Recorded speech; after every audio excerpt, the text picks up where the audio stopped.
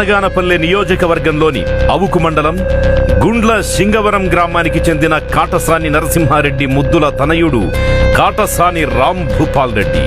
కాటసాని రాంభూపాల్ రెడ్డి యుక్త వయసులో ఉన్నప్పుడు ఫ్యాక్షన్ రాజకీయాలకు రాంభూపాల్ రెడ్డి తండ్రి అయిన కాటసాని నరసింహారెడ్డితో పాటు మరో 6 బలయ్యారు.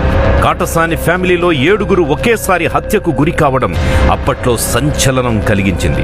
అనుకోని పరిస్థితుల్లో కాటసాని రాంభూపాల్ రెడ్డి కాంగ్రెస్ పార్టీ ద్వారా 18 ఏళ్ల వయసులో రాజకీయ అరంగేట్రం చేశారు.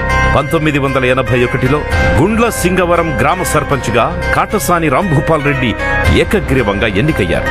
ఆయనలోని ధైర్యం, నీతి, నిజాయితీలు కాంగ్రెస్ అగ్రనేతలు మెచ్చుకోవడం విశేషం. అనంతరం కాంగ్రెస్ పెద్దలు కాటసాని రాంభూపాల్ రెడ్డి చేత మరో అడుగు ముందుకు వేయించారు.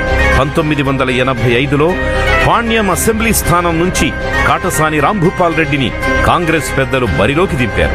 కాటసాని రాంభూపాల్ రెడ్డి తన ప్రత్యర్థిపై భారీ మెజార్టీతో గెలిచారు. మొదటిసారి ఎమ్మెల్యేగా ఎన్నికైన కాటసాని రాంభూపాల్ రెడ్డి సత్తా ఏమిటో ఢిల్లీలోని కాంగ్రెస్ హైకమాండ్కి సైతం తెలిసిపోయింది. వావ్ కాటసానిజీ, కంగ్రాచ్యులేషన్స్ అంటూ ఢిల్లీ పెద్దలు ప్రశంసల జల్లులు కురిపించారు.